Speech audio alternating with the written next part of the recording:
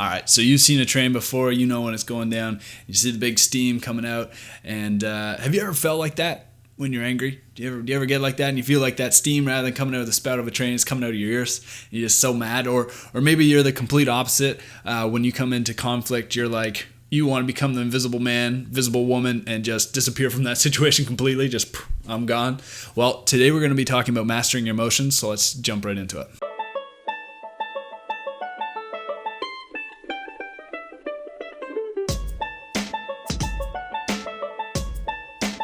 Either you're like the steam engine that just goes full tilt and you explode, or you're like the invisible man or woman that just wants to disappear in conflict. But I somehow did both.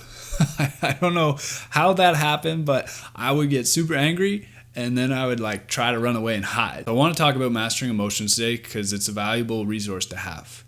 Think about some relationships you might have. They probably were lost due to emotions. Someone got a little spiked or a little heated. Things were said that can't be taken back, and that relationship was lost. Also, emotions, if you don't control them, you kind of live a life that goes in a wave. You're going up and down, up and down, up and down. And you don't have any control, it almost feels like. I read in the book I was reading a little while ago. It was my first video. I'll post it right over here. And it's talking about conflict. But in the book, it said this, and it's going to hit you hard. I'm going to give you a heads up, but it's very valuable. Others don't make you mad. You make you mad. You make you scared. You make you annoyed. You make you insulted. Nobody makes you those things. And it's true, right? When we're kids, they made me angry. They made me mad. Well, no, they really didn't. You did it to yourself. And that's where we kind of get into this idea when we think of emotions, right? We think, okay, so you're either one of the two, like the first examples I used at the start of the video. You either fight or you flight, right? When your emotions rise, you're either a fighter or you're just gonna disappear and want to be completely out of that situation altogether. Those are what people think the only two options they have, but there's a third option that meets in the middle, and this is what we're gonna be talking about today. This is the most important one, and it's about processing the information of what's coming at you. So, let's say someone comes out and says some really hurtful things to you.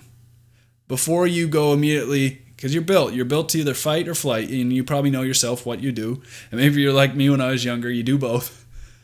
But immediately we do one of those two things. And the reality of that is if we do those, there's no resolve. Very, very little. Or it might come down the road later when everyone's kind of de-escalated and it's not heated any much. But when you begin to just process the information, okay, why did that person just say that to me? And you gotta learn to do it quick, I understand, and I am working on it myself.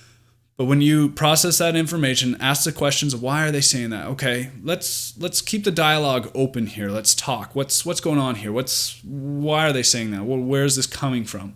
When you do that, what you're doing right there, think about it. You're thinking about the conversation. So you're not just acting on emotions. You're not acting on raw feelings. You're acting on the process. You're getting yourself to think.